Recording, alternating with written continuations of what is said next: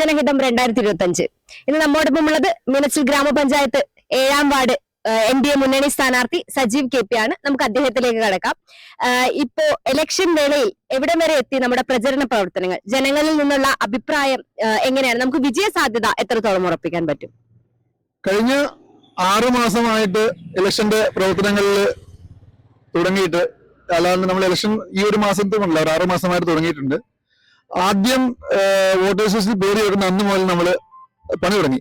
അതായത് ഏതാണ്ട് 208 വോട്ട് നമ്മൾ ഈ വാർഡിൽ ചേർത്തു. അവിടെയായിരുന്നു നമ്മുടെ ഇലക്ഷൻ പ്രവർത്തനം തുടക്കം. ഈ വാർഡിൽ മാത്രം 208 വോട്ട് നമുക്ക് ചേർക്കാനായിട്ട് സാധിച്ചു.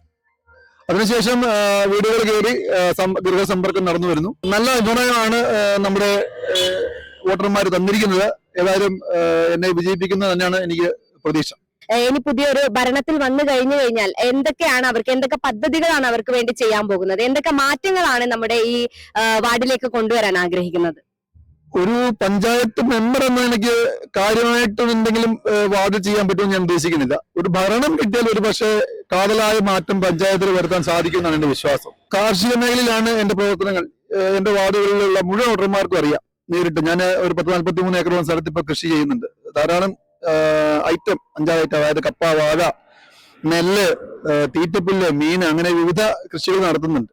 അപ്പോ കലാകായിക രംഗത്തും കാർഷിക രംഗത്തുമൊക്കെ തികച്ചും മാറ്റങ്ങൾ കൊണ്ടുവരാനും ഇവരെ ജനങ്ങൾക്ക് വേണ്ടിയിട്ട് പ്രവർത്തിക്കാനും വേണ്ടി സാധിക്കുമായിരിക്കും അല്ലെ? ഈ പഞ്ചായത്തിലുള്ള എല്ലാ വീട്ടുകാരെയും കാർഷിക മേഖലയിലേക്ക് എത്തിക്കുന്നതാണ് ഫസ്റ്റ് ഞാൻ കാണുന്ന ഒരു കാര്യം. അതായത് എന്തെങ്കിലും ചെറിയ 2 കണ്ടോ അല്ലെ 4 വഴുതനയോ അങ്ങനെ ചെറിയ ഒരു കൃഷിയാണെങ്കിലും ഇപ്പൊ പഞ്ചായത്ത് ചെയ്യുന്നുണ്ടെങ്കിലും അതിന്റെ ഒരു ഫോളോ അപ്പ് നടക്കുന്നില്ല.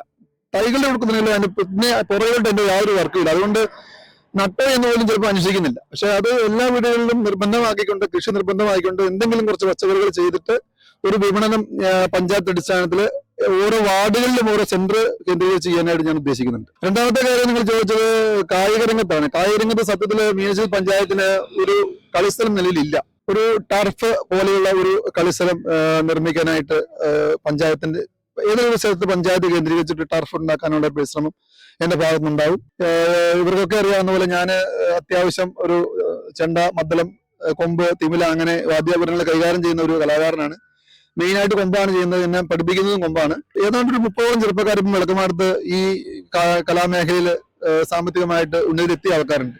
അപ്പൊ അവർക്കൊക്കെ മുന്നോട്ട് തുടർന്ന് പഠിക്കുന്നതിനും മറ്റ് പല ഉപകരണങ്ങളും പഠിക്കുന്നതിനും പഠിപ്പിക്കുന്നതിനും ഒക്കെ സഹായം എന്ന് കണക്കാക്കി ഒരു സെന്റർ, അതായത് എല്ലാ വാദ്യോപകരണങ്ങളും നമുക്ക് പഠിപ്പിക്കാൻ പറ്റുന്ന ഒരു സെന്റർ പഞ്ചായത്തിന്റെ നേതൃത്വത്തിൽ വിളക്കുമാടം വാർഡിൽ ആരംഭിക്കാനും എനിക്ക് ഉദ്ദേശമുണ്ട്.